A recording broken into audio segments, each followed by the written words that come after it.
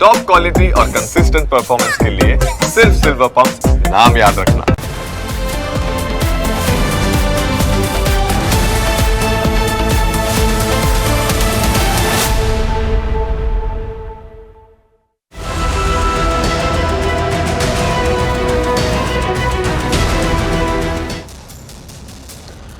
નમસ્કાર, પ્રાઇમ 9 સાથે હું છું જીગર। ગુજરાત યુનિવર્સિટી ફરી એકવાર વિવાદમાં આવી છે। જે યુનિવર્સિટી એક સમયે વિદ્યાર્થીઓ માટે એક ભરોસો હતી, તે જ યુનિવર્સિટીએ પોતાની આબરૂ ધૂળધાણી કરી નાખી છે। રાજ્યના શિક્ષણ જગતને યુનિવર્સિટીએ સૌથી મોટું લાંછન લગાડ્યું છે। પૂર્વ કુલપતિ નિર્જા ગુપ્તાના કાર્યકાળ દરમિયાન કેવા કેવા પ્રકારના ઘોટાળા થયા તેનો હવે ભાંડો ફૂટી રહ્યો છે। ગુજરાત યુનિવર્સિટીના પૂર્વ કુલપતિ નિર્જા ગુપ્તાએ ભરતી કરેલા તમામ 10 અધિકારીઓને એકસાથે સસ્પેન્ડ કરી દેવાયા છે। યુનિવર્સિટીના ઇન્ચાર્જ કુલપતિ દ્વારા તપાસ કમિટી અને સિન્ડિકેટ સભ્યોની બેઠક બોલાવવામાં આવી, જેમાં આક્ષેપ લગાવાયો કે ડૉક્ટર નિર્જા ગુપ્તાએ નિયમો વિરુદ્ધ જઈને ખોટી ભરતી કરી હતી અને ખોટી રીતે પગાર ચૂક્યો હતો। જે બાબતોને ધ્યાનમાં રાખીને અત્યાર સુધીના ઇતિહાસમાં પહેલીવાર એકસાથે યુનિવર્સિટીના 10 અધિકારી કર્મચારીઓને સસ્પેન્ડ કરાયા છે। યુનિવર્સિટીના વહીવટને લઈ વિદ્યાર્થી સંગઠન ABVPના કાર્યકરોમાં ભારે રોષ વ્યાપેલો છે। લાંબા સમયથી આ મામલે કોઈ જ કાર્યવાહી કરવામાં ન આવતા રોષે ભરાયેલા ABVPના કાર્યકરોએ 7 ઓગસ્ટના રોજ કુલપતિની ચેમ્બરમાં ઘૂસી ગયા અને રૂપિયાનો વરસાદ કર્યો હતો। રૂપિયાનો વરસાદ કરવાનું કારણ એ જ હતું કે યુનિવર્સિટીના સત્તાધીશો મલાઈ તારવામાં કેટલા મસ્ત છે। વહીવટમાં ગોટાળા કરીને યુનિવર્સિટીને જાણે ભ્રષ્ટાચારનો અડ્ડો બનાવ્યો છે અને એટલે જ વિદ્યાર્થીઓએ અનોખી રીતે વિરોધ પ્રદર્શન કર્યું અને પોતાનો રોષ વ્યક્ત કર્યો।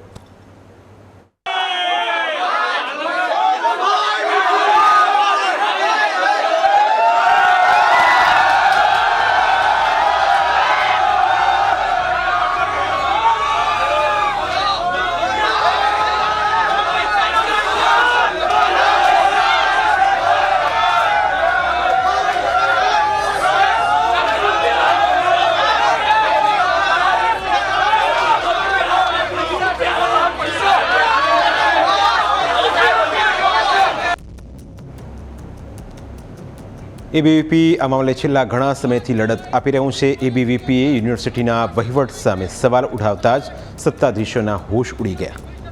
પૂર્વ કુલપતિ નિર્જા ગુપ્તાએ યુનિવર્સિટીના રૂપિયાની છૂટા હાથે લાહણી કરી હોવાનો ABVP દ્વારા ગંભીર આક્ષેપ કરવામાં આવ્યો। નિર્જા ગુપ્તાએ ચાર્જ સંભાળ્યા બાદ અનેક હંગામી કર્મચારીઓની હકાલપટ્ટી કરી પોતાના માનીતા અને તેમના પતિ સાથે કામ કરતા કર્મચારીઓને નોકરી પર રાખી અગાઉ કરતાં 5 થી 6 ગણો પગાર ચૂક્યો હોવાના આક્ષેપો ABVP દ્વારા કરાયા હતા। વિદ્યાર્થીઓના પૈસાની એક ને એક લાણી જે છે એના કર્મચારીમાં થઈ રહી હોય એની સામે ABVPનો વિરોધ કરી રહ્યા છીએ અને ABVP આજે એક નાટકના સ્વરૂપમાં એક લોકોને ધ્યાનમાં આવે કે કઈ રીતે પૂર્વ VCએ એના કર્મચારીઓને લાણી જે વિદ્યાર્થીઓ પૈસા કરી છે એની સામે ABVPનો વિરોધ કરી રહ્યા છે અને જ્યાં સુધી એ વિદ્યાર્થીઓના પૈસાની રિકવરી નહીં કરવામાં આવે અને બિનલાયકાત ધરાવતા લોકોને નિમણૂક પદથી હટાવવામાં નહીં આવે ત્યાં સુધી ABVPનો જે વિરોધ છે યથાવત રહેશે। અને આજે પણ અમે અહીંયા માંગ કરવા માટે આવ્યા છીએ કે જે લોકોની લાયકાત નથી, વિદ્યાર્થીઓનું ભવિષ્ય જોખમાઈ રહ્યું છે, વિદ્યાર્થીઓ શું ભણી રહ્યા છે કોઈને ખબર નથી, કેમ કે VCના માનતા લોકો જે છે એ ખુરશીઓ બેસાડવામાં આવ્યા છે, એની સામે ABVPનો પૂરો વિરોધ છે। ABVPના આક્ષેપ પ્રમાણે અમદાવાદની સૌથી જૂની અને મોટી સરકારી ગુજરાત યુનિવર્સિટીમાં થયેલું આ સૌથી મોટું કૌભાંડ છે, જેમાં પૂર્વ કુલપતિ નિર્જા ગુપ્તાએ પોતાના માનીતાઓને કરોડોનો પગાર ચૂકવી દઈને વિદ્યાર્થીઓના પૈસાનું આંધણ કરી નાખ્યું। કેવી રીતે તેમણે પોતાના માનીતાઓને માલામાલ કરી દીધા તેની હકીકત અમે તમને વિસ્તારથી જણાવીશું। પૂર્વ કુલપતિ નિર્જા ગુપ્તાએ 1 જુલાઈ 2023ના રોજ યુનિવર્સિટીના કુલપતિ તરીકેનો ચાર્જ સંભાળ્યો અને 30 જૂન 2026ના રોજ તેમની ટર્મ પૂરી થઈ હતી। પોતાના કાર્યકાળ દરમિયાન તેમણે યુનિવર્સિટીની તિજોરીને કરોડોનું નુકસાન પહોંચાડ્યું હોવાનો ABVPનો આક્ષેપ છે।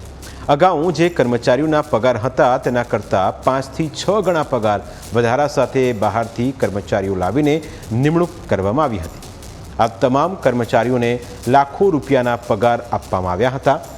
ABVPએ આક્ષેપ કર્યો છે કે પાવન પંડિત યુનિવર્સિટીના કર્મચારી ન હોવા છતાં સીધા જ ડાયરેક્ટર બનાવી દેવાયા। પાવન પંડિત પૂર્વ કુલપતિ નિર્જા ગુપ્તાના પીએચડીના વિદ્યાર્થી હોવાના કારણે સત્તાનો દુરુપયોગ કરી તેમની નિમણૂક કરી હતી. જ્યારે ચંદ્રશેખર ઝા અને દિનેશકુમાર નિર્જા ગુપ્તાના પતિ સાથે ઓએનજીસીમાં હતા. ઓએનજીસીમાંથી નિવૃત્ત થયા બાદ નિર્જા ગુપ્તાએ તેમને મફતનો પગાર ખાવા બેસાડી દીધા હતા તેવો આક્ષેપ છે. સરકારી મંજૂરી વિના યુજીસીના નિયમો વિરુદ્ધ ઓળખીતા લોકોને નોકરી પર રખાયા હતા. યુનિવર્સિટીના IKS વિભાગમાં પણ ઉત્તર પ્રદેશના કેટલાક લોકોની નિમણૂક કરવામાં આવી હતી. નિર્જા ગુપ્તાએ બેફામ રીતે કરેલી નિમણૂકના કારણે યુનિવર્સિટીએ છેલ્લા 3 વર્ષમાં 10.93 કરોડનું આર્થિક ભારણ સહન કરવું પડ્યું. કુલપતિનો પણ પગાર 5 લાખ રૂપિયા નથી, પરંતુ અમદાવાદ જિલ્લાના કલેક્ટર જે IAS અધિકારી છે એનો પણ પગાર 5 લાખ નથી અને ગુજરાતના CM નો પગાર પણ 5 લાખ ના હોય ત્યારે એ કઈ રીતે જીવસેટ એક્ટનો 5 લાખ પગાર આપવામાં આવી રહ્યો છે એની સ્પષ્ટતા જે છે એ લેવા માટે વિવિધ કાર્યકર્તાઓ આવ્યા છે. અને આવા તો એ 5 લાખ વાળા આપણે જોવા જઈએ તો વાર્ષિક 4 કરોડથી વધારે એ વિદ્યાર્થીઓ પૈસાની લાણી જે છે વીસી દ્વારા કરવામાં આવી રહી છે અને 3 વર્ષ પછીનો કાર્ડ રહ્યો છે. એ કાર્ડ દરમિયાન એ માહિતી લોકો પાવન પંડિત હોય, રાવ સાહેબ હોય અને કે દરેક લોકોને વિદ્યાર્થીઓ પૈસાની લાણી જે કરવામાં આવી છે અને 10 કરોડથી વધારે પૈસાનો ગોટાળો જે છે એ પૂરો વીસી દ્વારા આચરવામાં આવ્યો છે. હવે અમે તમને એક એવી હકીકત બતાવવા જઈ રહ્યા છે જેને જાણ્યા પછી તમે કહેશો કે ABVPએ એ જે વિરોધ કર્યો છે તે વિરોધ ન થયો હોત તો આજે કદાચ કોઈ જ કાર્યવાહી ન થઈ હોત અને જે રીતે ભ્રષ્ટાચાર ચાલી રહ્યો છે તે જ રીતે ચાલી રહ્યો હોત. અમે તમને એક અધિકારીના પગારના આંકડા બતાવીશું જે જાણીને તમારી આંખો ચાર થઈ જશે. આ યુનિવર્સિટીના સત્તાવાર આંકડા છે જે પ્રમાણે નજર કરીએ તો નિર્જા ગુપ્તા કુલપતિ નહોતા બન્યા ત્યારે અધિકારીઓ અને કર્મચારીઓને જે પગાર ચૂકવવામાં આવતો હતો તે વાર્ષિક 85,40,000 હતો. જ્યારે તેમના કુલપતિ બન્યા પછી આ આંકડો 5 ગણો વધી ગયો. આ આંકડો 4,50,00,000 સુધી પહોંચી ગયો. જેના પરથી જ તમે અંદાજો લગાવી શકો કે પોતાના માનીતાઓને ફાયદો કરાવવા માટે પૂર્વ કુલપતિએ સરકારી તિજોરીને કેટલું મોટું નુકસાન પહોંચાડ્યું. હવે અમે તમને દરેક કર્મચારીના પગારના આંકડા પણ જણાવીશું. સૌથી પહેલું નામ છે પાવન પંડિત, જેનો પગાર 2.5 લાખ રૂપિયા હતો. તે નિર્જા ગુપ્તાનો પીએચડીનો વિદ્યાર્થી હોવાથી ગુપ્તાજીએ તેને સીધો જ CPCનો ડાયરેક્ટર બનાવ્યો. સાથે સાથે KS સ્કૂલ ઓફ મેનેજમેન્ટનો ઇન્ચાર્જ ડાયરેક્ટર પણ બનાવ્યો. બીજું નામ આવે છે શ્રીનિવાસ રાવ સુરેડ્ડી, જેને GUSEC એટલે કે Gujarat university startup and entrepreneurship કાઉન્સિલના ગ્રુપ CEO બનાવી દેવાયા, જેનો પગાર મહિને 5 લાખ રૂપિયા હતો. આટલો પગાર તો કદાચ પૂર્વ કુલપતિનો પોતાનો પણ ન હતો. અરે કુલપતિ તો શું, આટલો પગાર કદાચ એક કલેક્ટરનો પણ નહીં હોય. તેમ છતાં નિર્જા ગુપ્તા પોતાના માનીતાને ફાયદો કરવા માટે મહિને 5 લાખ રૂપિયા પગાર સરકારી તિજોરીમાંથી ચૂકવી રહ્યા હતા. ચોંકાવનારી વાત તો એ છે કે ઉપલી કક્ષાએથી તેમનો કોઈ હિસાબ પણ માંગવામાં ન આવ્યો, જે દર્શાવે છે કે શિક્ષણ તંત્ર કેટલું ભ્રષ્ટાચારમાં લિપ્ત છે.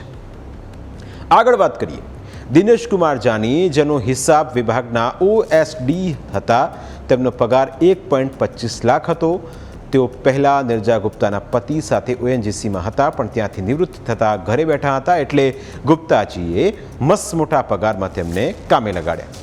તેવી જ રીતે ચંદ્રશેખર ઝાને રૂપિયા 1.50 લાખ પગાર આપવામાં આવતો હતો.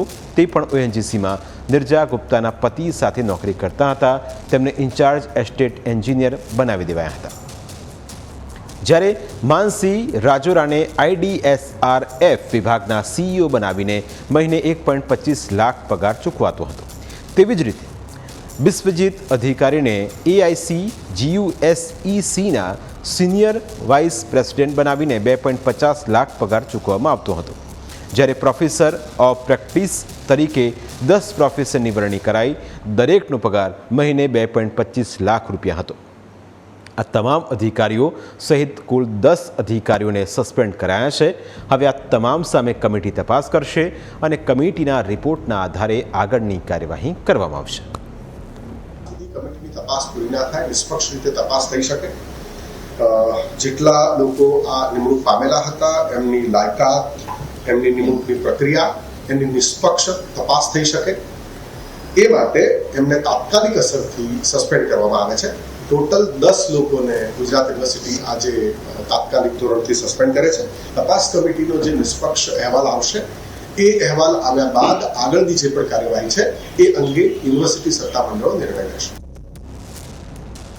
આ સમગ્ર કૌભાંડમાં સૌથી મોટું નુકસાન ગુજરાત યુનિવર્સિટીની વિશ્વસનીયતાને થયું છે. આ વર્ષો સુધી જે સંસ્થાએ લાખો વિદ્યાર્થીઓનું ભવિષ્ય ઘડ્યું, આજે એ જ સંસ્થાને પોતાની વિશ્વસનીયતા સાબિત કરવાની નોબત આવી છે. હવે સવાલ માત્ર એટલો નથી કે ભરતીમાં ગોટાળો કોણે કર્યો, સવાલ એ પણ છે કે જવાબદારી કોણ લેશે. શું આ કાર્યવાહી માત્ર થોડા લોકો સુધી સીમિત રહેશે કે પછી સમગ્ર પ્રક્રિયાની પારદર્શક તપાસ કરીને જવાબદારો સામે યોગ્ય પગલાં લેવામાં આવશે? સૌથી મોટો પ્રશ્ન એ છે કે નિયમોનું ઉલ્લંઘન કરીને ભરતી થઈ રહી હતી ત્યારે યુનિવર્સિટીની આખી વહીવટી વ્યવસ્થા શું રહી હતી? શું કોઈને કંઈ દેખાતું ન હતું કે પછી બધાએ આંખ આડા કાન કર્યા હતા? 3 વર્ષ સુધી ખોટી ભરતી અને પગાર ચૂકવણીની પ્રક્રિયા ચાલી રહી તો જવાબદારી માત્ર ભરતી કરનાર વ્યક્તિની જ ગણાય કે પછી આખી સિસ્ટમની? જો આજે કાર્યવાહી થઈ શકે છે તો આ કાર્યવાહી જે તે સમયે કેમ ન થઈ? શું નિયમો માત્ર કાગળ પર જ લખાયેલા છે? આ તમામ સવાલો યુનિવર્સિટીના વહીવટીકર્તાઓ સામે ઉઠી રહ્યા છે, કારણ કે આ વખતે જે ડાઘ યુનિવર્સિટી ઉપર લાગ્યો છે તે ખૂબ જ ખરાબ અને ઘેરો છે. પ્રાઇમ 9માં સમય થયો છે બ્રેકનું. બ્રેક બાદ અન્ય મુદ્દા વિશે વાત.